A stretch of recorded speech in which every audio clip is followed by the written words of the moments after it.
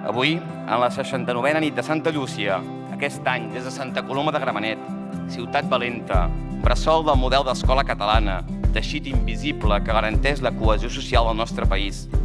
Ciutat que del Puig Castellà a Can Zam és filla de tantes i tantes lluites compartides, perquè no s'entén ni volem entendre el nostre país sense tot allò que porten ciutats com Santa Coloma, gresol d'il·lusions arribades d'arreu, d'esperances compartides, de somnis que mai no acaben. Conquerim cada dia el dret a exercir l'autodeterminació i a defensar la llibertat dels presos i preses polítiques. Santa Coloma, avantguarda de l'obrerisme i el moviment veïnal, emblema de la lluita feminista pels drets civils i, evidentment, del model d'escola catalana, com un dels principals elements de cohesió social, perquè els infants que creixen junts a l'escola es mantenen junts al carrer per sempre més. Entenem la literatura com a part essencial d'una cultura que se sap moderna i popular, transgressora i empoderadora, que es vol compartida amb tothom, sense renúncies, i que sempre estarà al servei de l'enfortiment del nostre imaginari col·lectiu com un sol poble.